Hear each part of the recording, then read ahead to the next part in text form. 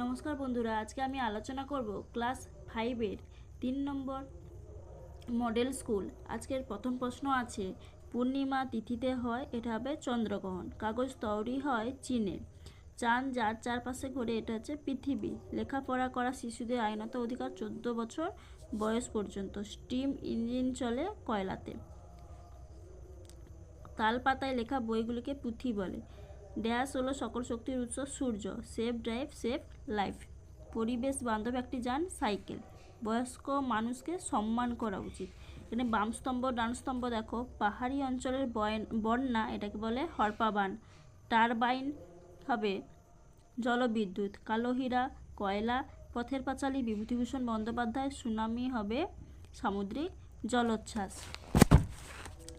এর পরের প্রশ্ন দেখো, পশ্চিমবঙ্গের আয়লা ঝড় কোথায় হয়েছিল? এটা হবে সুন্দরবনে। তারপরে আছে পানসি কি? পানসি হলো লম্বাটে ধরনের হালকা ডিঙ্গি নৌকার মতো জলযান। এতে পাল ঠাঙানো থাকে। পালে হাওয়া লাগলে এগুলি খুব জোরে যেতে পারে। তারপরে আছে জোয়ার ভাটা বলতে কি বোঝো? এই দেখো, চাঁদ ও সূর্যের আকর্ষণ এবং পৃথিবীর ঘূর্ণন গতির জন্য প্রতিদিন নির্দিষ্ট সময় অন্তর সূর্য ও নদীর জল বেড়ে যায় এবং কমে যায়। জল বেড়ে যাওয়াকে জোয়ার আর কমে যাওয়াকে ভাটা বলে। দেখো, ঝালং কোথায় অবস্থিত? এটা হচ্ছে ভুটানে। মোরাকোটাল কোন তিথিতে হয়? অমাবস্যা আর পূর্ণিমা তিথিতে। তারপরে কোশ্চেন দেখো, শিশুদের প্রধান মৌলিক অধিকারগুলি কি কি?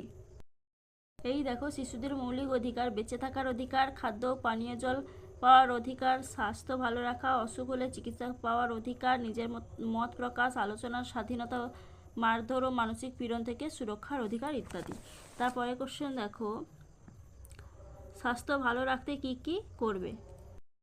এই দেখো, স্বাস্থ্য ভালো করার উপায়: মানব জীবনের স্বাস্থ্য হলো অমূল্য সম্পদ। সুতরাং স্বাস্থ্য ভালো রাখতে গেলে আমাদের কতগুলি করণীয় দিক রয়েছে। সেগুলি হলো শরীরের চর্চা নেওয়া, শরীরের যত্ন নেওয়া, ব্যক্তিগত পরিচ্ছন্নতা স্বাস্থ্য রক্ষার একটি গুরুত্বপূর্ণ দিক। আমাদের উচিত দেহের অঙ্গ প্রত্যঙ্গের যত্ন নেওয়া এবং সর্বত্র পরিষ্কার পরিচ্ছন্নতা বজায় রাখা। এমনকি শরীর সুস্থ ও স্বাভাবিক রাখার জন্য নিয়মিত খাওয়া, জলপান করা, শাকসবজি খাওয়া, খেলাধুলো করা, শরীরচর্চা করা, যেমন দৌড়াতে হবে, সাঁতার কাটতে হবে এবং নিয়মিত যোগব্যায়াম করতে হবে।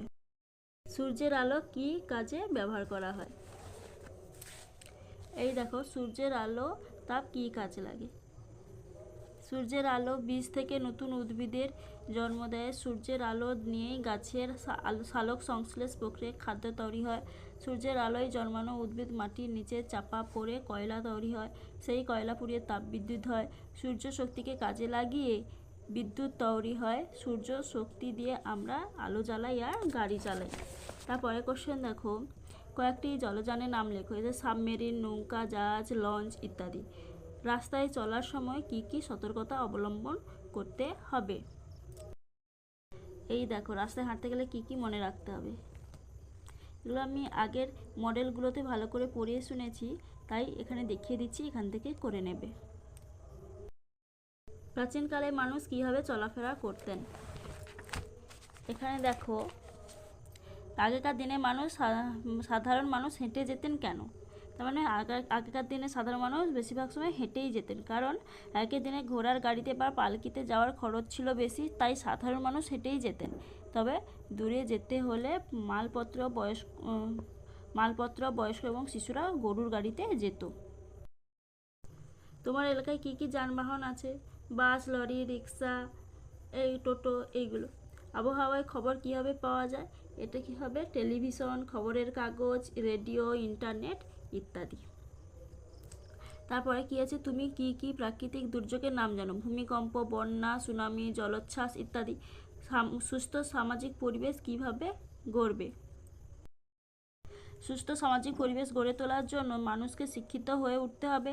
শিক্ষিত মানুষ পরিবেশের প্রতি যত্নশীল হয়ে উঠবে, যেমন গাছ লাগাবেন, গাছের প্রতি যত্ন নেবেন, সর্বোপরি বিভিন্ন পশুপাখি আর পতঙ্গদের কথা ভাববেন। চারপাশের জল ও অন্যান্য প্রাকৃতিক সম্পদ নষ্ট করবেন না। মানুষজন মিলেমিশে একে অপরের পাশে থাকলে সুস্থ সামাজিক পরিবেশ গড়ে উঠবে। এই ছিল আজকের আলোচনা। যদি ভিডিওটা ভালো লাগে তাহলে অবশ্যই আমার চ্যানেলটিকে সাবস্ক্রাইব করবে। ধন্যবাদ।